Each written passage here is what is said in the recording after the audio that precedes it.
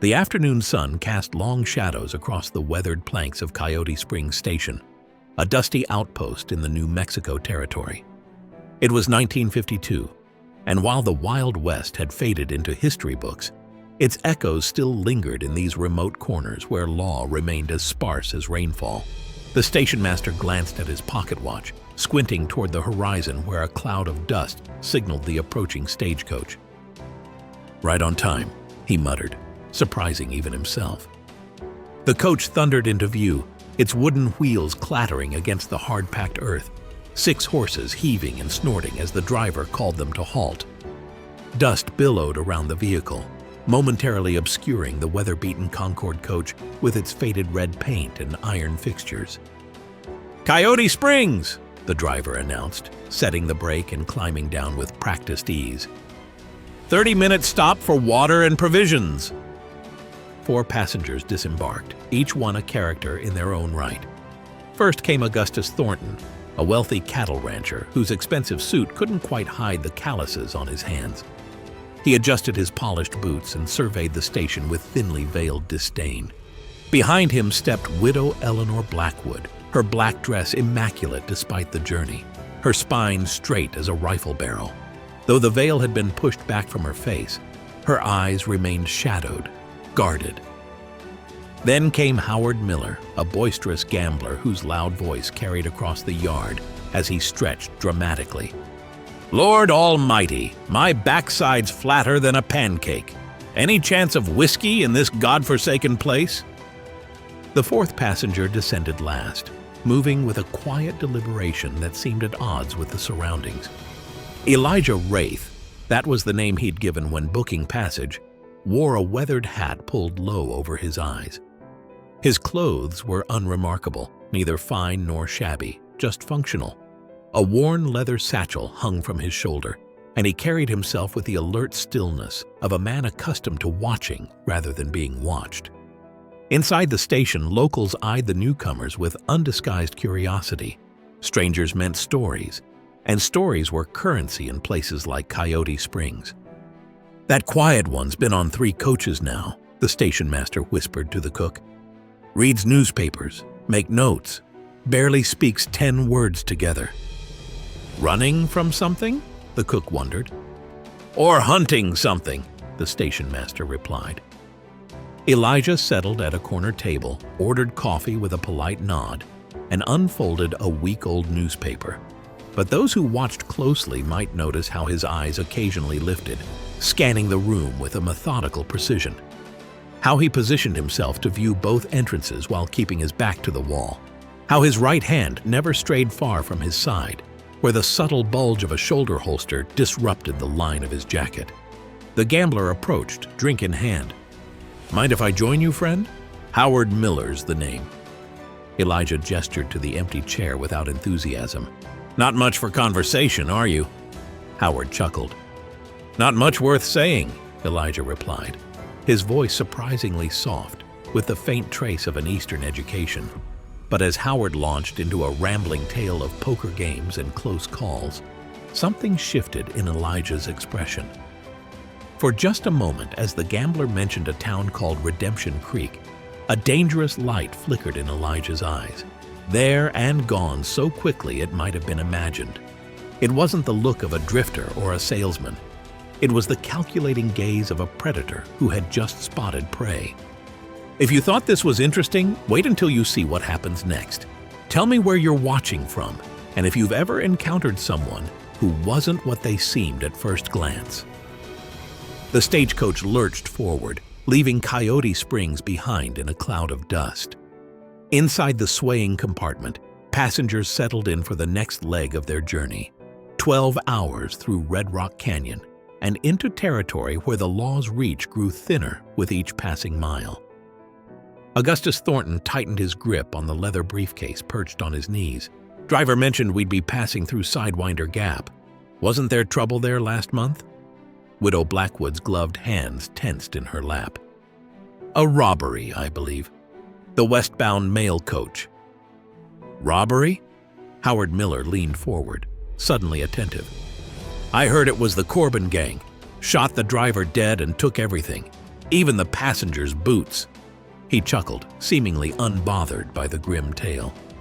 Elijah Wraith remained silent, gazing out the window at the passing landscape. The terrain was changing, jagged red rocks replacing the flat desert as they entered canyon country. Perfect ambush territory. His eyes narrowed almost imperceptibly. "You've been awfully quiet, mister," Howard said. "What brings you out this way? Business or pleasure?" "Just passing through," Elijah replied, the words falling like stones. Up top, driver Sam Hawkins nudged his shotgun messenger, nodding toward a distant ridgeline. 3 riders keeping pace with the coach but staying just at the edge of visibility. Sam had driven this route for 15 years. He knew trouble when he saw it. "We got company, Jake," he muttered. Inside, the coach hit a rut, jostling everyone. Eleanor's reticule fell open, spilling a small silver frame containing a photograph of a soldier in Union blue. She quickly tucked it away, but not before Elijah's sharp eyes noted the insignia on the uniform. "Your husband served with distinction," he said, breaking his silence. Eleanor's head snapped up. "How would you know that? The Medal of Honor isn't awarded lightly." An uncomfortable silence fell. Howard shifted in his seat, suddenly less talkative. The coach rounded a bend, and Elijah's attention returned to the window. He noted the positions of the distant riders, mentally calculating their speed against the coach's. His eyes tracked the ground, noting hoofprints in the dust. Multiple horses had passed this way recently. Augustus caught him looking. "See something concerning, sir?" Elijah didn't answer directly. Instead, he asked, "That sorrel with the white blaze. Morgan Thoroughbred Cross, wouldn't you say?" The rancher blinked in surprise. "I suppose so. You know horses?" "I know that particular horse was stolen from the livery in Tucson 3 weeks ago." Elijah's fingers drummed once on his satchel. "And that saddle is a U.S. cavalry issue, though the rider never served." Howard's face was drained of color. "How could you possibly—" "The way a man sits, a horse tells stories," Elijah said simply. "And those men are telling stories I've heard before." The stagecoach crested the hill at Dead Crow Pass just as the afternoon sun hung heavy in the western sky. Ahead lay a narrow gorge with steep walls rising on either side, a perfect natural funnel where the road narrowed to barely the width of the coach itself. The horses slowed, sensing the driver's tension as he surveyed the route ahead. "Whoa there!" Sam called, pulling back gently on the reins. "Something ain't right." Inside the coach, Elijah's body tensed imperceptibly. His hand moved to his satchel, fingers working at the brass clasp with practiced efficiency. The other passengers, unaware of the danger, continued their idle conversation about the hardships of frontier travel. "Seems we're slowing," Augustus remarked, peering through the small window. "Perhaps a problem with the harness?" Before anyone could respond, a gunshot cracked through the air.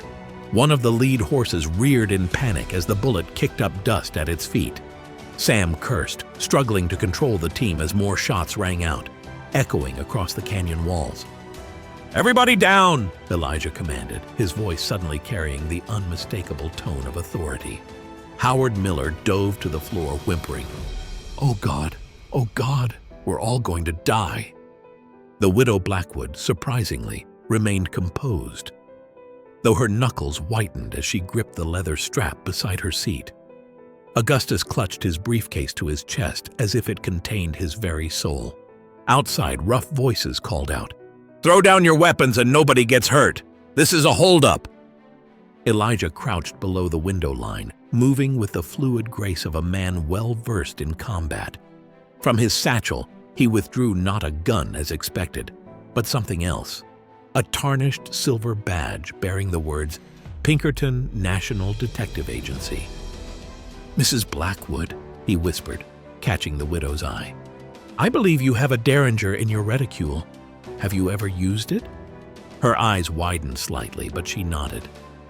"Mr. Thornton, you've got a hunting knife in your boot. It may prove useful." Before Augustus could express surprise, Elijah continued, "There are 5 men out there, 3 on the ridge, 2 blocking the road ahead." "How do you know all this?" Augustus demanded. "Because I've been tracking them for 3 weeks," Elijah replied, checking the chambers of a Colt revolver that appeared in his hand as if by magic. "Stay down. I've handled worse." Another volley of gunfire splintered the coach's exterior. Up top, they heard Sam cry out in pain, followed by the thud of a body hitting the ground. "Your driver's wounded," came a rough call. "Send out any valuables and we'll let you live." Elijah's expression hardened. "When I move, keep your heads down. Whatever happens, don't leave this coach unless I tell you."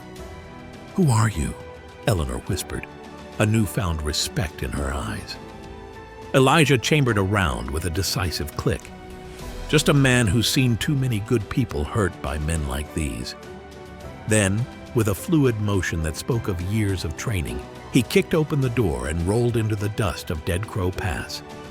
Elijah hit the ground in a controlled roll, dust billowing around him as the bandits' attention snapped to the unexpected movement. Inside the coach, the passengers held their breath, frozen in a moment of terrified anticipation. The first outlaw barely had time to adjust his aim before Elijah's Colt barked once, the sound echoing across the canyon walls. The man dropped with a startled cry, clutching his shoulder. "Shoot her behind the coach!" another bandit yelled, his voice cracking with panic. Elijah was already moving, using the coach wheels as cover while he assessed the situation. Sam, the driver, lay sprawled on the ground, blood seeping from a wound in his thigh. The shotgun messenger was nowhere to be seen, either fled or hidden.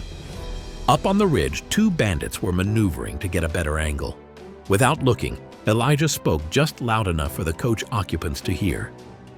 "They'll try to flank us through that scrub brush on the left." Classic pincer movement.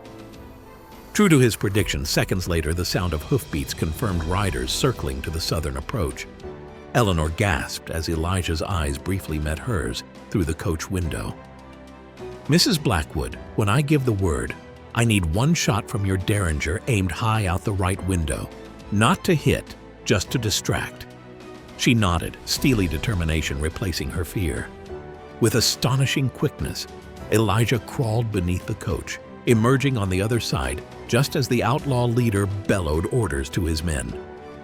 "Mason, cut around back and—" The words died in his throat as Elijah rose like a specter from the dust, weapon raised with deadly precision. The outlaw barely got a shot off. It went wide, kicking up dirt yards from its target. Elijah's return fire was devastatingly accurate. "Now, Mrs. Blackwood!" The widow's Derringer cracked sharply, and as planned, the remaining bandits instinctively ducked, giving Elijah the moment he needed to sprint to a boulder for better cover. From his new position, Elijah called out, his voice carrying an authority that seemed to fill the canyon. "You're outmatched. Your leader's down, and I've got a bead on every one of you. Drop your weapons or the next shots won't be warnings." A tense silence fell, broken only by the nervous shuffling of horses. Then, remarkably, a voice called back, "Harlan, is that you, you son of a bitch?" Something flickered across Elijah's face. Recognition, perhaps even a ghost of surprise. "It's Wraith now, Burke, and you're riding with a bad crowd these days." The revelation seemed to suck the fight out of the remaining outlaws. Weapons clattered to the ground, hands raised slowly into the air.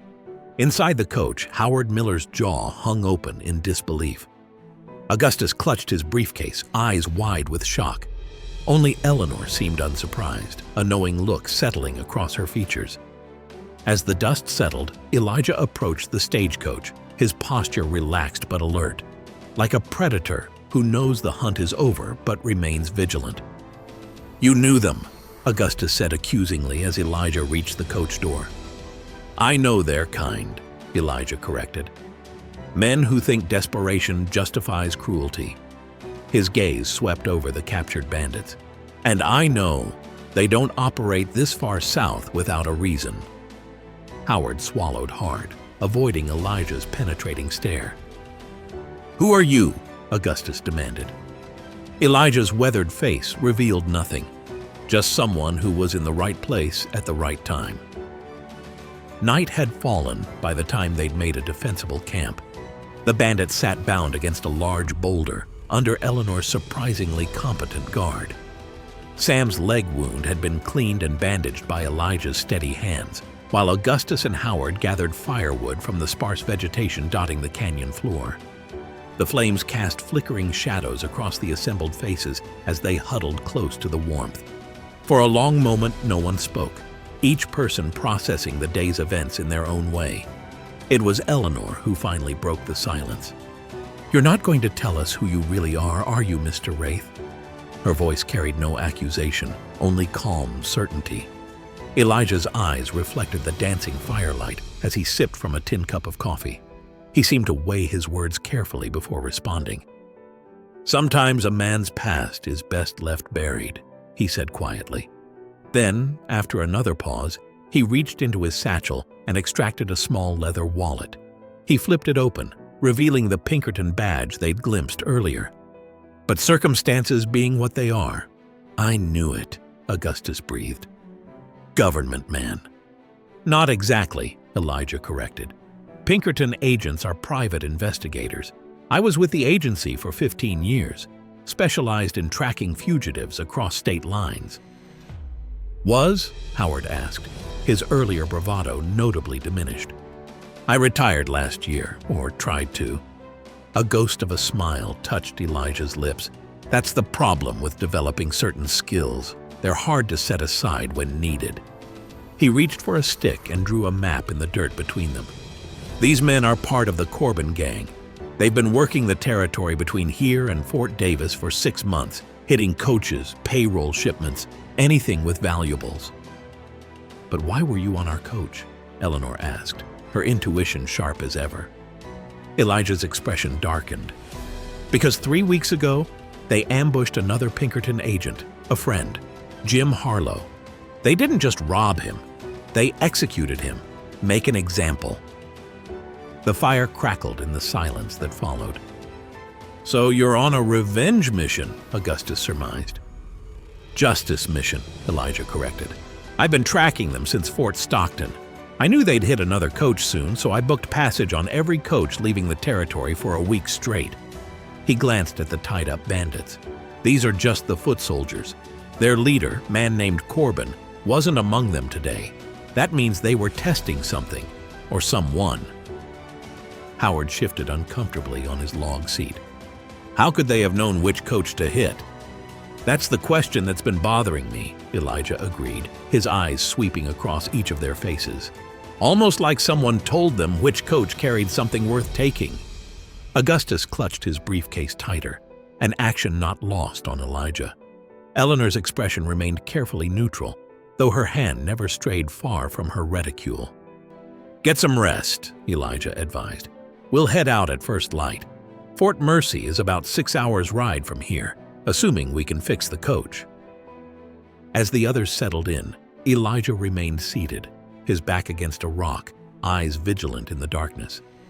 The night was quiet except for the occasional coyote call, but Elijah Wraith knew better than most that silence often concealed the deadliest dangers. Dawn broke with the harsh clarity particular to desert mornings, revealing a camp already stirring with activity. Elijah had been up before first light, methodically checking the stagecoach for damage and tending to the horses. The repairs were makeshift but sufficient, a broken axle plate reinforced with leather straps, and a length of iron salvaged from the bandits' gear. Sam tested his injured leg, grimacing but determined. "I can drive," he insisted. "Been shot worse than this and still made a schedule." Eleanor approached with a fresh bandage. "At least let me rewrap that before we depart." Her hands moved with the practiced efficiency of someone accustomed to tending wounds. Elijah watched the interaction with interest before turning his attention to the passengers preparing for departure. Augustus Thornton stood apart from the others, his briefcase never more than an arm's length away. The rancher's eyes darted nervously whenever anyone came near, his posture rigid with unspoken tension. Howard Miller, meanwhile, seemed to have recovered his gregarious nature, though Elijah noted the strain behind his smile. The gambler had been unusually curious about their route during breakfast, asking pointed questions about their next stop and expected arrival time. "Something on your mind, Pinkerton?" Augustus asked, noticing Elijah's scrutiny. "Just wondering what's in that briefcase that's worth holding on to so tight," Elijah replied evenly. Color rose in the rancher's face. "That's my business." "It became my business when those men tried to kill us for it." "You don't know they were after—" "Land deeds?" Elijah interrupted. "Or perhaps mining rights to that new silver strike near Socorro? Men like Corbin don't hit coaches randomly. They had information." Augustus blanched. "How did you know about the silver rights?" "I didn't until now," Elijah answered with a faint smile. "But thank you for confirming my suspicions."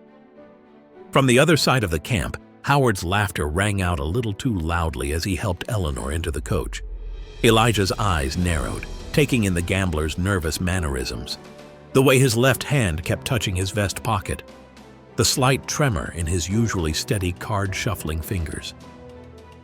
As the passengers settled into the coach, Elijah took a moment to examine the ground around their camp.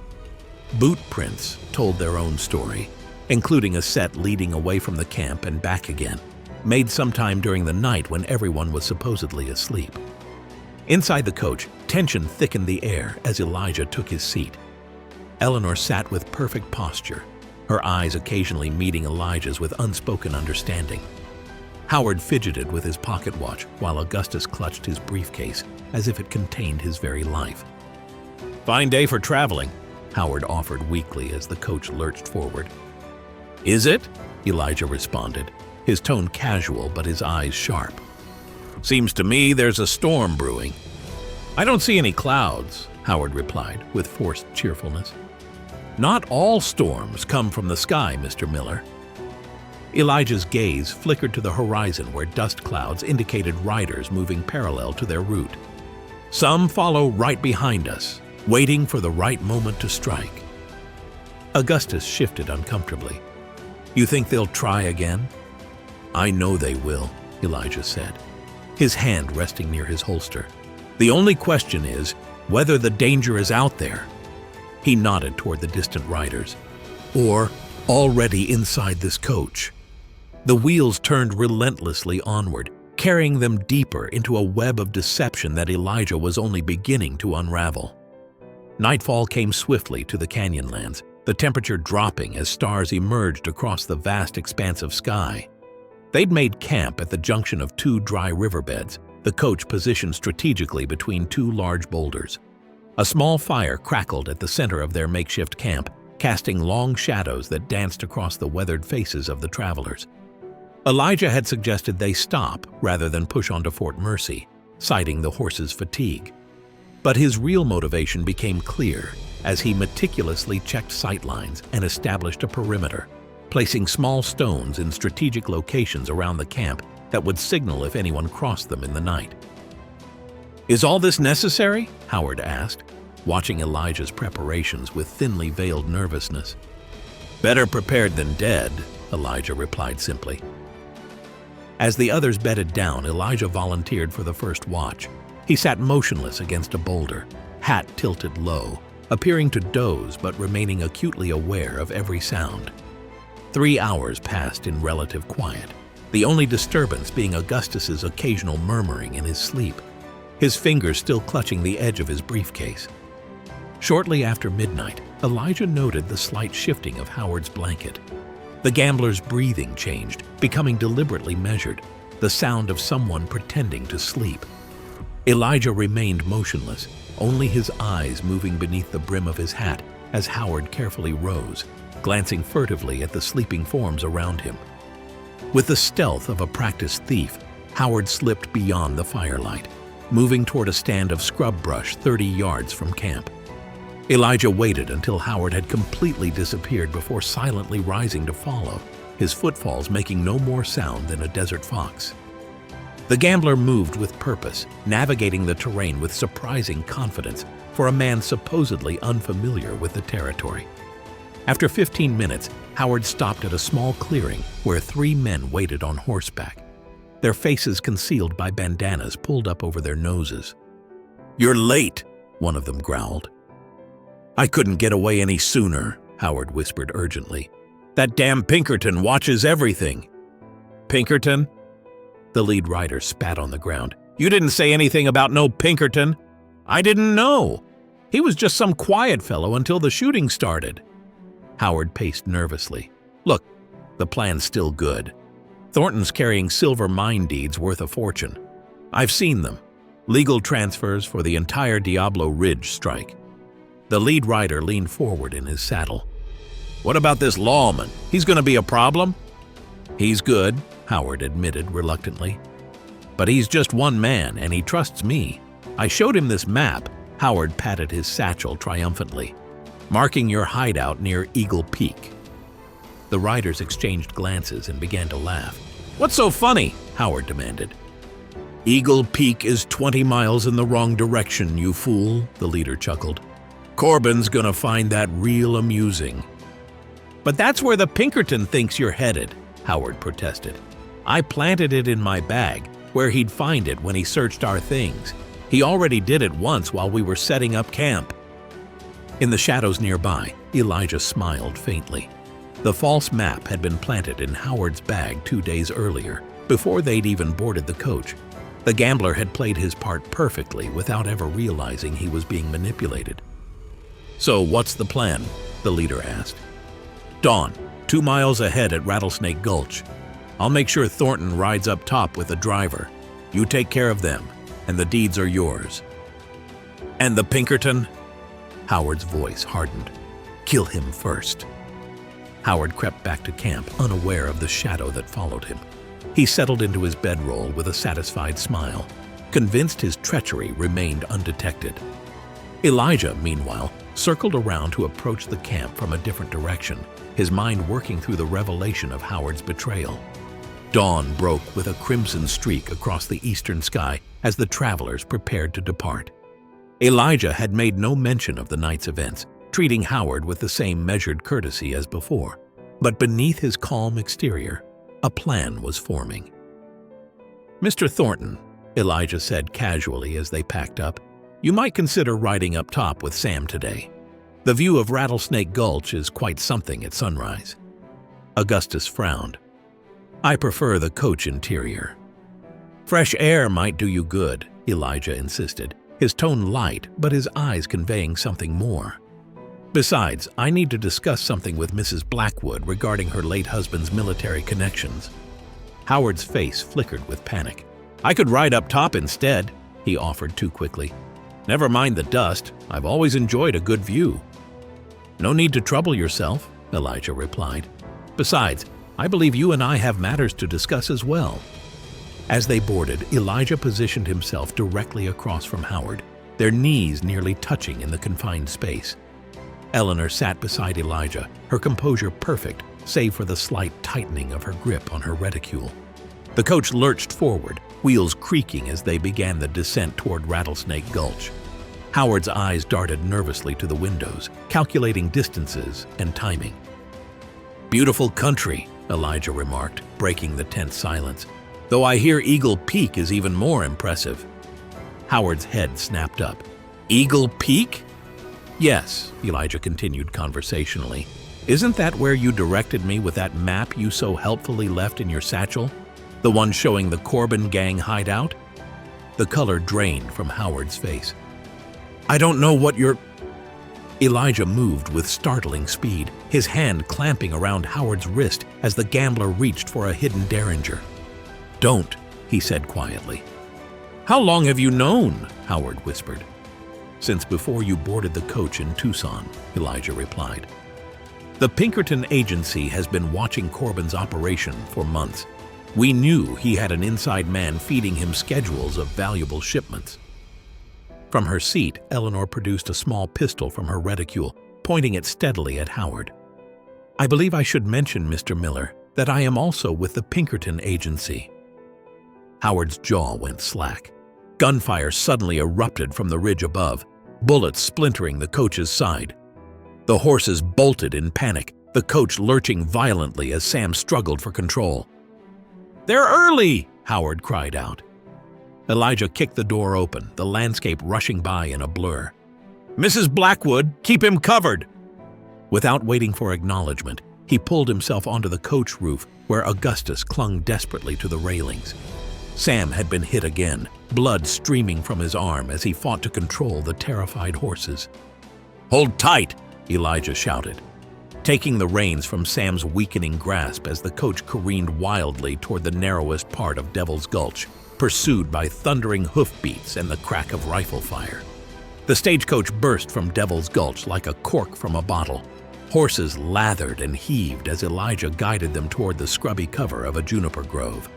Behind them, the sound of pursuit faded temporarily as their attackers regrouped. Elijah brought the coach to a halt behind a rocky outcropping that provided both concealment and a defensible position. "Everyone out," he ordered, helping the wounded Sam down from the driver's seat. "We can't outrun them, but we can outthink them." Eleanor emerged from the coach, her pistol still trained on Howard, who followed with his hands raised. Augustus scrambled down last, clutching his precious briefcase. "You're insane," Howard spat at Elijah. "You can't fight Corbin's entire gang. There are at least a dozen men back there." 11, Elijah corrected calmly. "And 4 are about to break off toward Eagle Peak thanks to your misdirection." He turned to Eleanor. "Mrs. Blackwood, how's your shooting with something larger than that pocket pistol?" She smiled thinly. "I qualified as an expert with the Army Model 1873. My husband believed a frontier wife should be able to defend her home." "Good." Elijah handed her the shotgun from the coach. "Keep our friend Howard company while I scout ahead." Elijah disappeared among the rocks, moving with the sure-footed confidence of a mountain lion. Within minutes, he'd climbed to a vantage point that gave him a clear view of their surroundings. Through his field glasses, he could see riders spreading out in search patterns, professional, methodical movements that spoke of military training. When he returned to the group, his expression was grimmer than before. "They're not just bandits. Some of these men are former cavalry, deserters most likely." "What's the plan?"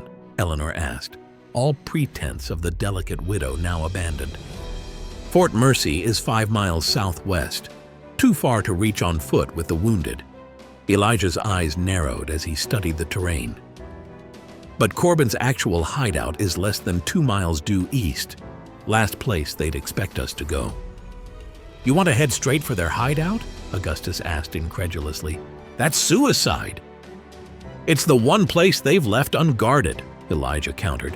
"And I'd wager there's a telegraph there that connects to their other operations. We could summon the Fort Mercy garrison." "He's right," Howard interjected, surprising everyone. "Corbin has a telegraph operator, former railroad man, coordinates all their jobs that way." Eleanor raised an eyebrow. "Why are you helping us now?" Howard's shoulders slumped. "Because Corbin doesn't leave witnesses, partners included.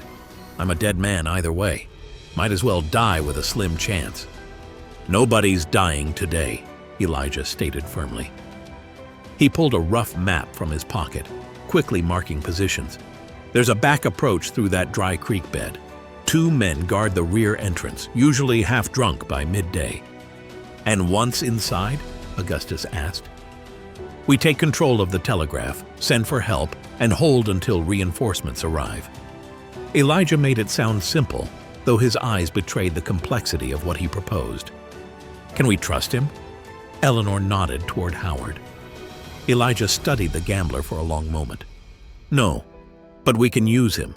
Mr. Miller knows the layout, the faces, the protocols. That information is his only value now." Howard swallowed hard.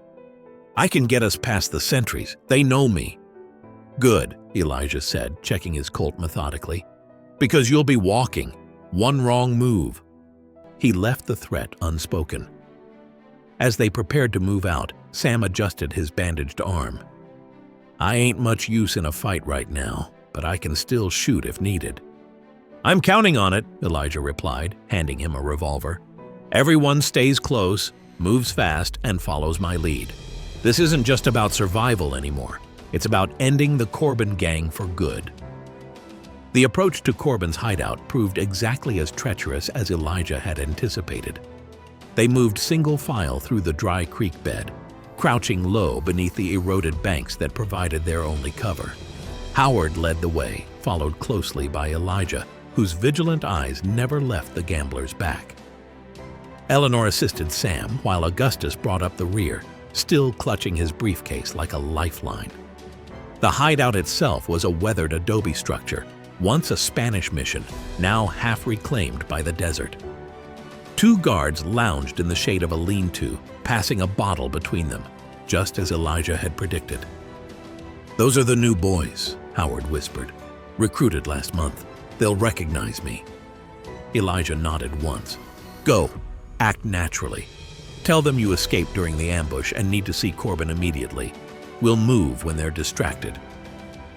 Howard hesitated, then stepped out of the creek bed, approaching the guards with the exaggerated swagger of a man playing a role. Elijah couldn't hear the exchange, but saw the guards straighten up, surprised by Howard's appearance. One disappeared inside while the other clapped Howard on the shoulder, offering him the bottle. "Now!" Elijah whispered, and the group advanced silently toward the blind side of the building. They slipped inside through a partially collapsed wall, finding themselves in what had once been the mission storeroom. Dust motes danced in the dim light filtering through cracks in the ceiling. Elijah motioned for silence as voices echoed from the main room. "You've got some nerve showing up here empty-handed, Miller," a deep voice growled, unmistakably the leader they'd been hunting. "It wasn't my fault, Corbin," Howard protested.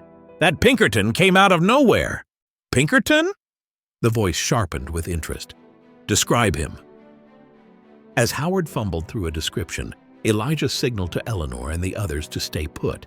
He crept forward alone, navigating the shadows until he reached a position where he could observe the main room through a cracked doorway.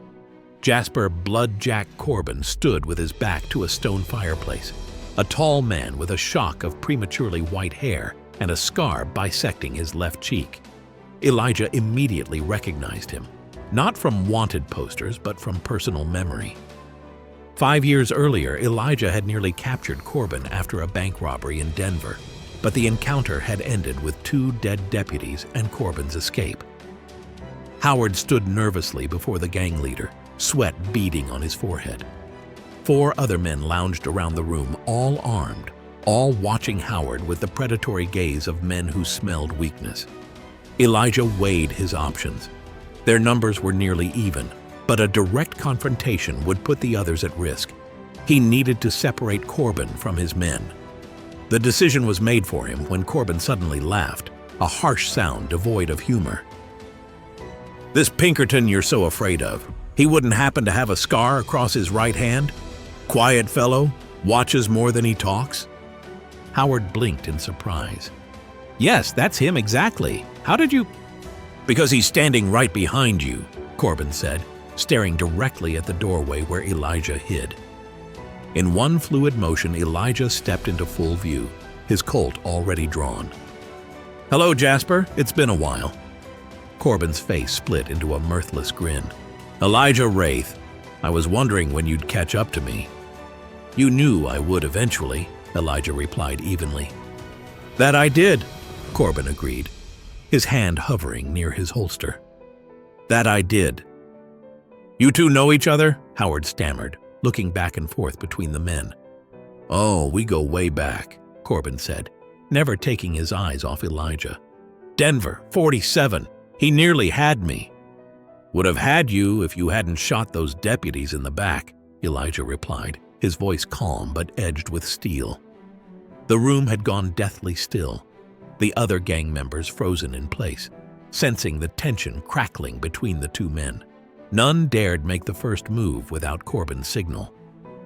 "Your friend Harlow," Elijah continued, "was killing him necessary?" Something flickered in Corbin's eyes. Not remorse, but a calculating assessment. "Business, Wraith. Nothing personal. He recognized me from a job in Kansas City." It became personal when you put a bullet in his head. Outside the main room, Eleanor had positioned herself at a small window, covering the yard with her shotgun. Augustus and Sam remained hidden, ready to provide backup if needed. "You're outnumbered," Corbin stated matter-of-factly. "Am I?" Elijah's mouth twitched in the ghost of a smile. "While we've been talking, my associates have taken positions throughout your hideout. The telegraph operator is already secured." Doubt crossed Corbin's features. He glanced quickly at his men, suddenly uncertain.